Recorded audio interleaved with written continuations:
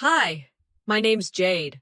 All my life I was just the waitress at my mom's diner, cleaning up, paying bills, thinking family meant loyalty.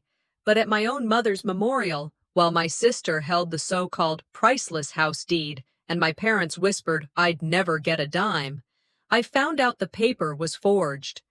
Everything I believed in cracked right there at the ceremony. And what I uncovered after that still keeps me awake at night. Do you want to know why? This hook is designed to hit instantly, starts with a quiet self-introduction, empathy, hits betrayal and the forged deed immediately, outrage, ends with an open question, irresistible curiosity. Would you like me to craft 3 variations of this hook so you can test which one works best on YouTube? The backyard was dressed in white, chairs lined in rows, ribbons tied to branches, old photographs of my father clipped to a makeshift string, like memories waiting for approval. Sunlight pushed through the trees like it had RSVP'd. But I didn't feel like a daughter today. I was just the waitress. The tray in my hands wobbled slightly as I balanced the glasses of lemonade.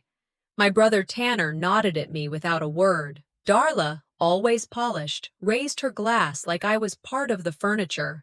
No one noticed the knot in my stomach. Funny how people love giving speeches about family, but never listen to the quietest one in it. I watched as Mom, Lucetta, not Mom in my head anymore, whispered with some distant cousin I barely remembered. They all knew I'd be serving, not speaking, not asking. I wasn't even on the program. I wasn't surprised. I was tired. Years of being the helper. The one who picked up the chairs after everyone left, not the one they toasted. My hands, always full of plates, never holding a microphone. I stepped back toward the fence line, needing a breath of space. My eyes scanned the crowd. Extended relatives, neighbors, a few church folks. I caught a glimpse of a man I'd never seen before, adjusting the podium mic. He didn't smile, just got to work. I set the tray down and leaned on the wooden post. The photos fluttered slightly in the breeze. One of them showed Dad holding me at age 5, both of us laughing. I didn't remember that day, but I remembered the years after. Serving dinner while Darla was praised for her college acceptance, cleaning up while Tanner took over Dad's tools. I just stayed. Not because I was weak, because someone had to. People love polished stories, not messy truths. I looked toward the podium again. A neat stack of papers had been placed beside it. Thick, bound, gold seal. My stomach tightened. I didn't know why, but something felt off. The ceremony had barely begun, and already I felt like something was being buried alive. And I didn't mean Dad. Mom took the stage like she'd rehearsed it 100 times. Her voice was smooth, each word wrapped in sugar. Today, we celebrate the legacy of my beloved husband and the home he left behind. I froze. Home? She turned to Darla and held up the document. In accordance with his wishes, I am passing the deed to our family house, to my eldest daughter. There it was, a gold-framed paper, sealed and notarized. Held like a trophy. My heart dropped. I didn't even know this was happening. I faked a smile, feeling my face heat under the Missouri sun. The air got heavier. My eyes locked on the document. Too pristine, too perfect. A sudden chill cut through the heat. The notary stamp was outdated. Dad's middle initial, wrong. No seal on the back. I whispered to myself, "That's not real." My fingers trembled by my side. I couldn't speak. Not yet. But my brain filed the moment like a crime scene. Angles, lighting, the weight of silence, all of it. I made it through the rest of the ceremony with the same numbness you get when you're trying not to cry in public. No one noticed. Of course they didn't. Later, I found myself alone in the kitchen, still in my serving apron. The clink of ice melting in an empty glass was the only sound. All these years of silence. And this is how they thank me? A deep breath didn't help. They'd call me jealous, ungrateful, bitter. That's how they work. Rewrite your reaction before you even speak. But I remembered something Dad once said to me long ago, when we were sitting in his truck watching the rain hit the windshield. Truth doesn't scream. It waits. That memory steadied me. I thought back to all the weird moments. Mom dodging questions about the deed, saying she'd handle it later. Darla never mentioning it once, not even when she moved back in last month. It never made sense. Until now, they thought I wouldn't notice, or maybe they didn't care if I did, but I saw enough to know one thing. I needed proof, real proof. Because if I was right, I wasn't staying quiet this time. As the sun dipped low, I stepped out of the kitchen, still gripping my phone. That's when Ms. Leona, one of Dad's oldest friends, caught my arm. Her voice was soft but urgent. Jade, I remember something. Your father. He never signed a deed like that. He said so to me once. Everything slowed. My breath, my pulse. Her eyes didn't blink. This might be the crack in the wall I'd been looking for. And just like that, I realized the ceremony wasn't just about honoring the dead. It was a setup for burying the truth. I sat in my car outside the house, the engine off, fingers gripping the steering wheel tighter than I meant to. The ceremony was over, the guests had scattered, and all I could see now was my reflection in the rearview mirror. The same face, same tired eyes, but something had shifted. Leona's words echoed in my head like a quiet alarm I couldn't shut off. Your father never signed a deed like that. Had she really said it? Or did I hear what I needed to hear? I leaned back in the seat, replaying my mother's speech in my mind, her tone too smooth, her pauses too rehearsed. According to his wishes, she'd said. But when had we ever heard those wishes? There had never been an official will reading. No lawyer, no discussion, just today, just Darla. Why now? And why her? I pulled out my phone, tapping into the county's online property records. Nothing new. No transfers filed, no deed changes within the past year. Either the paperwork hadn't been filed yet, or it wasn't real. A wave of cold certainty crept in. That document wasn't just a surprise. It was staged. I started the car. Leona lived about 15 minutes away, tucked behind the old Baptist church at the edge of town. Her house was small, weathered by time, the paint faded but neat. She'd known my father since they were teens. Never married, never lied either. She opened the door before I even knocked. You didn't wait long, she said, stepping aside to let me in. I don't like letting things fester, I said, and meant it more than she knew. Her living room smelled of peppermint and furniture polish, the kind of space where nothing got thrown away unless it earned it. We sat opposite each other, me on a sunken couch, her in an armchair covered with a knitted blanket. Was it real? I asked, keeping my voice steady.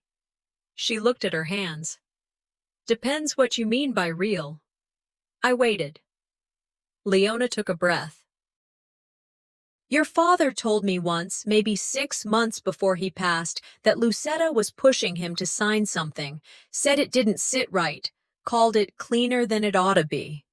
I felt something in my chest shift. Did he say what it was? No, but he said he wouldn't sign unless his lawyer saw it first. And next thing I knew, he was too sick to talk, and then... gone. Leona got up, walked to her hallway, and came back with a small folder. She handed me a yellowed photocopy. I found this a while ago, tucked in one of his old repair manuals. I didn't know what to do with it. Figured you'd ask one day. My hands shook as I took it. There were 2 versions of that deed, Jade, she said. One real, one dressed up for show. I looked at her. And the one today? She didn't answer. Digging up family dirt can turn your hands filthy too, she added softly. Back at home, the living room was still cluttered with folding chairs from the ceremony. I sat at the dining table, the photocopy on my left, a photo I'd taken of the framed deed on my right. My eyes jumped between them. The signatures were the same name, but they didn't match. Not really. The one from Leona looked faded, shaky, like Dad's hand in his last years. The new one, crisp, too perfect, no tremor, no pressure inconsistencies. It didn't just look forged, it looked practiced. Someone had taken time, too much time. I felt my throat tighten. Was it Darla? My mother? Both. I didn't want to believe it, but I wasn't 13 anymore. I didn't owe them blind faith. I stared at the signatures again. The older one dipped at the J, the newer one curved like a typeface. Dad's hand was never that steady. Not after the surgeries. This wasn't a mistake. It was a performance. I stood up, pacing the floor. My entire life, I'd tried to fit into a space they never made room for. To be seen.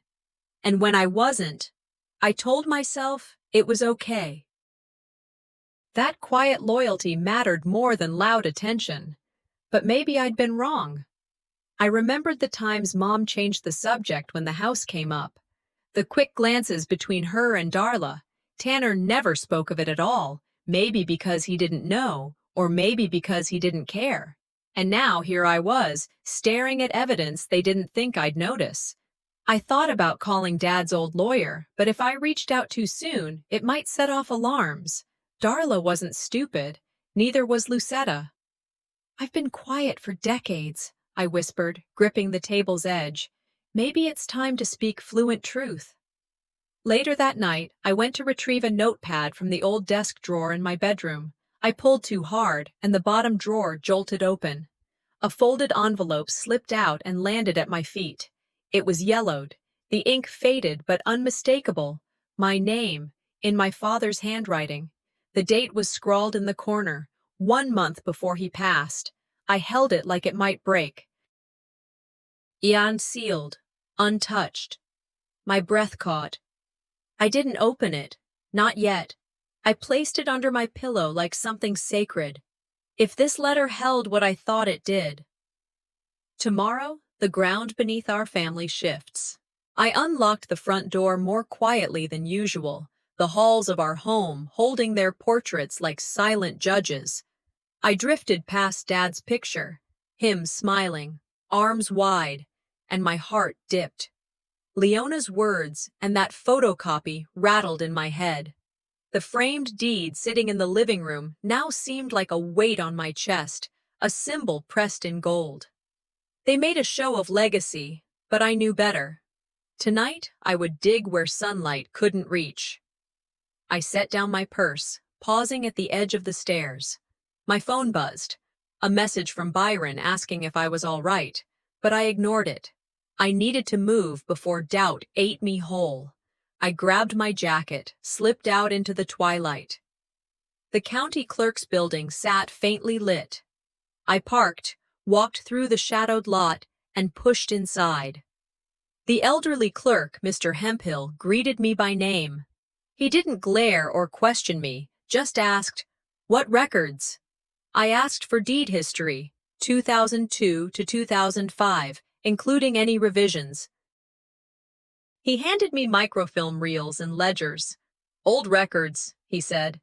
"Most folks don't bother this late." I worked steadily, scanning frame by frame until I froze. On one reel, I saw Delara M. Morvan as grantee. Then later, that line was crossed out in ink and a new name inserted. A breath caught in my throat. I lifted the microfilm to light, the ink scratches evident. Someone overlaid a forged line. I snapped photos with my phone. The timestamp told me when I did it, but not when the revision occurred. My hands tingled. The deletion wasn't subtle.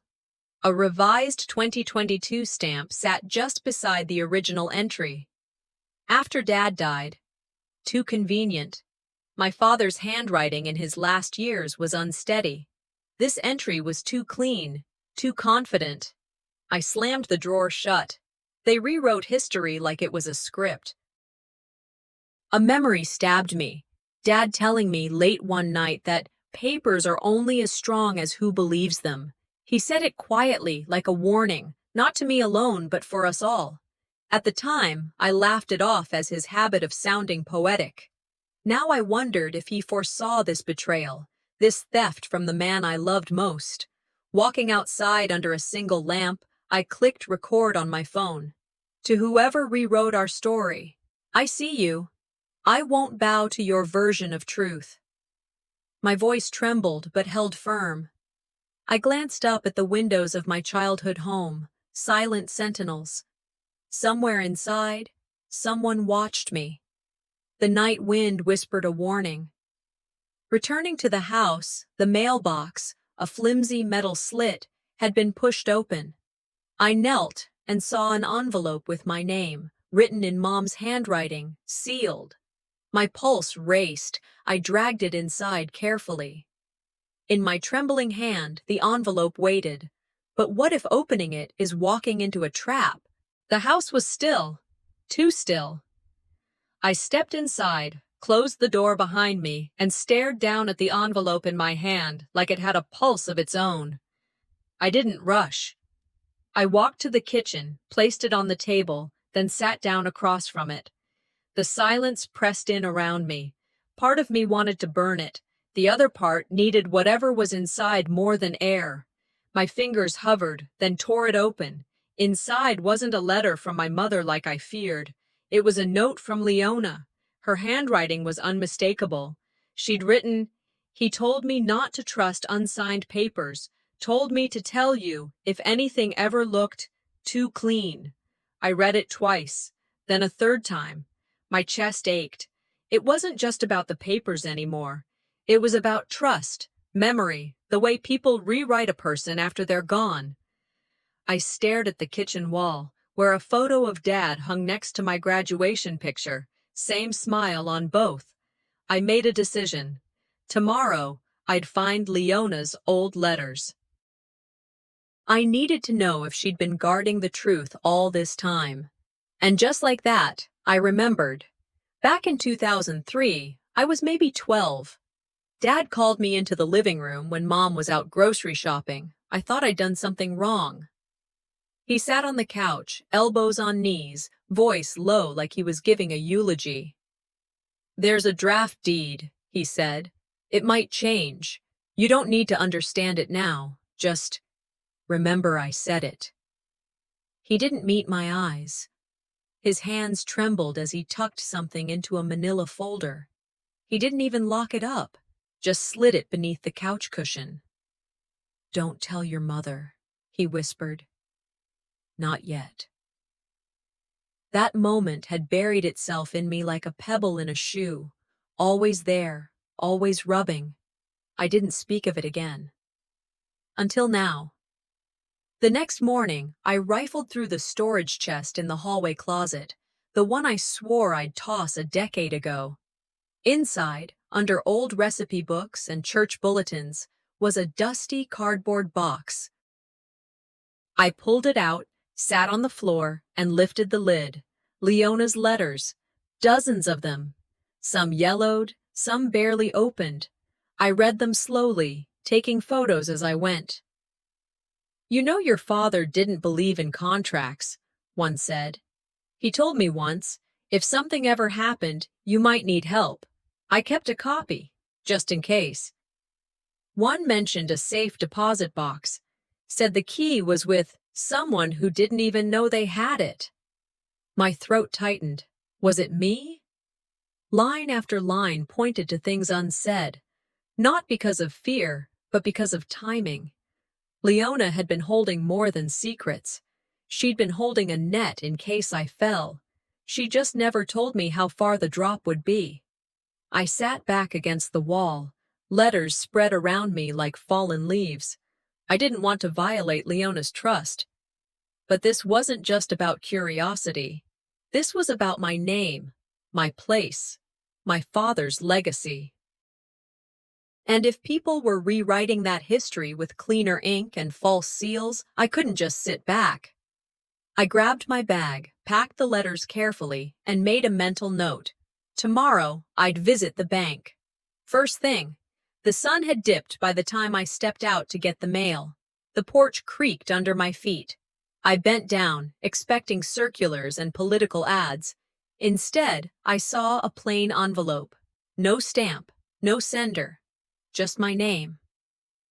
Inside was a small brass key. In the corner of the envelope, barely visible in the porch light, were the faint curves of Leona's handwriting. My fingers tightened around the metal. That key didn't just open a lock, it unlocked a battle I didn't know I was fighting. I woke to the buzzing of my phone, alerts piling up before my eyes. The headline hit me like a slap. Hero daughter named, but she isn't the one owning the house. My breath caught. I scrolled, reading glowing quotes about Darla, community leaders praising her dedication, neighbors calling her a worthy heir. The article was disturbingly precise, yet the story twisted facts like a wire.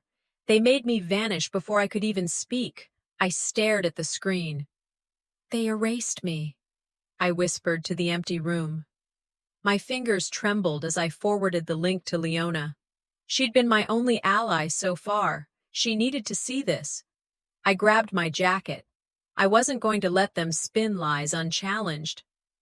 By late morning, I was at the local newspaper office. The lobby was quiet, more austere than I expected. I asked for the editor who published the story. The receptionist called him in. I waited, heart pounding. When Mr. Callow Dright appeared, he greeted me with a thin smile. "Mrs. Morvan, how can I help?" he asked in that calm, measured tone reporters use when they know they're carrying dynamite. "I want to see your sources," I said plainly. "Who handed you this article? Where did the quotes come from?" He faltered a moment, then cleared his throat. "We receive tips from community sources. We verify when we can. But some names wish to remain anonymous." He leaned back. "I'm protected by journalistic privilege." My blood boiled, but I kept my voice steady. "Anonymous sources? That doesn't explain how you know Darla's schedule, how you knew exactly when the deed presentation occurred. Someone inside fed you every detail." He shook his head. "I can't reveal my sources. That would compromise our work." I pulled out my phone and hit record. "So you're saying you published a story that can destroy a person's name with no accountability?" I asked. My voice echoed in the room. He looked past me. "You're welcome to dispute it legally." I nodded. "I will, but I want your files, drafts, emails, tip submissions." He glared, then turned away. "I'm sorry, I already passed them to legal counsel." My fists clenched. I turned and left, recording every step. Outside, I half ran to my car, heart like a drum. Lies paraded as truth, lies sold as legacy. I didn't stop at home. I went to the county records office. I asked for mortgage and lien history on the house. The clerk sighed and fetched ledgers.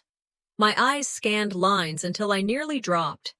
In 2018, the house had been used as collateral for a large loan.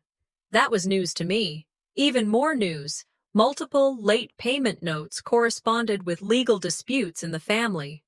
The ledger glared at me. 2018, mortgaged by Lucetta Morvan, with a balance never fully spoken of. I snapped photos. I felt the layers of betrayal settle on my chest. This wasn't just a deed swap. This was financial warfare. I drove fast but calm to Leona's place. She answered the door. I showed her what I found. Her eyes shut briefly, sorrow softening lines on her face. "She kept a second deed, used it as leverage," she whispered. "I warned you."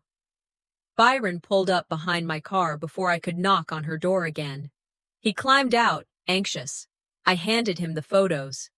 "You know something?" I asked quietly. He shook his head, but his gaze dropped to the ground. I pressed. "Did you sign anything? Were you part of it?" He swallowed. I thought getting her on our side would help protect Mom." His voice cracked. I recoiled. Don't lie to me now. He flinched. I'm sorry. Later that night, a package lay at my door. Inside was a binder. Ledgers, mortgage docs, original signatures. The first page bore Dad's handwriting, untouched. A note on top. Start asking questions. They tried to erase me. Tonight, they handed me proof to resurrect. I drove to Virgil's law office just after twilight, my palms slick. Inside, the room smelled of old leather and polished wood, a fortress built on someone else's trust. Trophies, plaques, framed diplomas lined the walls. He sat behind a desk made for power. I laid the binder on the desk, opened it. These are your lies, I said, voice steady. He looked up, surprised. For a fraction of a second, the control faltered. Then he masked it. What do you expect me to do, Delara? He asked, tone soft yet dangerous. I leaned forward. I expect the truth, and I won't leave without it. In that moment, silence filled the space. Before he could reply, I turned toward the secretary's open door. Terrell stood in the hall, her face pale. I stepped off the desk's shadow and confronted her. You moved the folder before the ceremony. Why? She swallowed, trying to step back. I moved it for safety, she stammered. Safety? I repeated, calm, eyes cold. Or hiding evidence?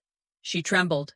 Her voice cracked. She reached in her desk drawer and withdrew a flash drive. It was easier this way, she whispered.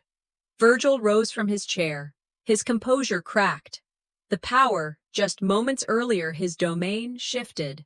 The flash drive was mine now. I connected it to my phone. The file opened. A clean PDF of the deed. I scrolled. Metadata revealed it was created after Dad died. The layers showed multiple suppressed drafts, hidden versions. Someone overlaid final, just to fool the world. Virgil lunged. I jerked back. Hands off my evidence, I said, tone low but unyielding. He snarled. You think you've won? His anger was raw. Years of control snapping. I looked up at him. No, I think I've just started. He dropped back, glare burning. He tried to frame it. Your father always praised Darla. He believed in her vision, always said she'd carry our name forward. That struck me. A familiar sting. The memory of always being second flared. I held on to my resolve. Belief can be manipulated. Evidence doesn't lie. My voice was calm, but the words cracked steel. He tried to belittle me, sneer at my place, but I stood firm. I would not shrink into silence again. We faced off. The silence stretched long. In his eyes, I saw surprise, anger, maybe fear. In mine, I found clarity. Then I asked, access to the safe deposit box now. Virgil smiled, cold. Sealed until court order. As he walked away, I caught a glint. On his desk, a key card, the same design I had glimpsed on Leona's envelope. I froze. That card wasn't meant for me. It was meant for him. But now, I knew I had to take it. That evening, I sent a message to each of them. No explanation, just a time, a place. Meet me in the family room, 8:30. I didn't wait for replies. When they arrived, the air tensed like a rubber band about to snap. Lucetta came in first, stiff-backed, carrying that air of control she always thought made her look noble. Tristan followed, her heels clicking too loud for the carpeted floor, posture like she was walking into court. Virgil strolled in a few minutes late, casual, as if nothing could touch him. Byron kept his distance, eyes darting. I stood by the projector, already warmed up and glowing faintly against the wall. No table between us this time. No buffer. Tonight's not about denial, I said. It's about revealing. Then I clicked the remote. Side by side, two deeds appeared. The original, faded and scanned. The forgery, pristine but wrong. Wrong seal placement, inconsistent signatures. It was subtle unless you knew what to look for. I knew. Murmurs rose, then fell. I stayed firm. More images followed, screenshots from the flash drive, Leona's letters, metadata timelines showing document edits after my father's death. Then a short audio clip. The editor's voice, low and guilty, admitting he was pressured. He named names. They were in that room. I spoke clearly, like a news anchor. The story you've been telling doesn't match the records. These edits weren't mistakes. They were decisions. Tristan's jaw clenched so tight her cheek twitched. Virgil's legs started bouncing under the table, the way it always did when he was cornered. Lucetta. She didn't say a word. She couldn't even look at the screen. Her hands folded tightly in her lap, thumbs pressing against each other like she was praying. I looked at each of them, one by one. Truth doesn't scream, it waits. Then it shows up. I clicked the final slide. Silence fell. I stepped toward the screen, letting the light cast my shadow wide. My heart didn't pound. It didn't need to. This moment wasn't about rage anymore. It was clarity. I'm not part of this anymore, I said. Not the lies, not the cover-ups, not the silence. No one moved, no one breathed. I turned and walked out. No speech, no dramatics, just a door opening and closing behind me. Upstairs, I didn't even turn on the lights. I sat down on the edge of the bed. A moment passed, then Byron knocked once and stepped inside. I didn't want it to go like this, he said, voice rough. I know, I said, but it had to. He hesitated, then pulled something from his jacket. A card. Faded. Creased. I took it from him and turned it over. My name. The bank's name. A safe deposit number. I thought I lost this, I whispered. Byron nodded. You gave it to me, years ago, told me to hold on to it. I forgot. I stared at the card. A slow awareness settled in my chest. Not everything had been erased. Some parts had just been hidden. Then let's go find out what we were supposed to forget, I said. We were at the bank when the sun started rising, the sky a dull orange through the lobby windows. The clerk barely blinked as she took the card and led us to the vault. Inside, the metal drawer opened with a grating hum. A briefcase sat there, leather cracked at the edges, handle loose. I lifted it gently, clicked the latch open. Legal drafts, alternate deed copies, envelopes sealed in my father's writing. I didn't speak right away. Then I said it, more to myself than Byron. Everything, the story, the evidence, it's all here. And I realized then, winning the war meant opening the final box. I walked into the courthouse under a heavy sky, but inside the sunlight felt soft. Reporters lined the hallway, cameras trained on me. Byron carried the briefcase. I felt tension, but no tremor. In the courtroom, I placed the safe deposit documents and video recordings before the judge. I stood straight. The spectators hushed. My mother's original will was pulled out, yellowed pages showing her signature. Then the witness, an old notary with faint hands, stood up. He said she'd been pressured, that parts of her will were changed after threats. It was confirmation of what I felt in my bones. The judge nodded, turning to read the ruling. The forged documents are nullified. The estate reverts to rightful claimants. The room exhaled. Outside, a reporter asked, "What will you do now?" I answered, voice steady, "Live the way she would have wanted me to." The next day, the paper blared. Waitress becomes truth seeker. My face stared out boldly. In the diner, old regulars pressed napkins on me, short notes. Thank you. Courage. Former friends of my mother slipped by my side, eyes kind, offering thanks. I stood there amid all this, no longer just the waitress. I thought, sometimes your worth isn't lost, just buried under what others deny. In the cafe mail drop, I found a note with a small key. No sender. A hidden truth underscored by silence. When the morning opened, I stood before the cafe door in my mother's apron. Byron beside me. The sun hit Lucille's light, the sign we chose. Neighbors, old hands, single parents crowded the street, sipping coffee. I stepped up and spoke simply about resilience, love, because truth had consequences. I quoted Maya Angelou. I can be changed by what happens to me, but I refuse to be reduced by it. I ended with, truth doesn't tremble, it teaches. Later, Tristan walked in alone. No flash, no show. She sat across from me in the corner booth. Quiet. You taught me how far people will go for control, I said, and how far I'll go for peace. She slid a photograph across the table, Mom smiling by the house, light behind her. No tears, no words. We lingered. We didn't promise forgiveness. We promised to let go. I closed my eyes and breathed. At night, I locked up the cafe. Under the door was an envelope in Mom's handwriting, postmarked 5 days before she died. My hand shook as I opened it. If you're reading this, it means you didn't back down. I sat on the floor, the letter in my lap, cafe quiet around me.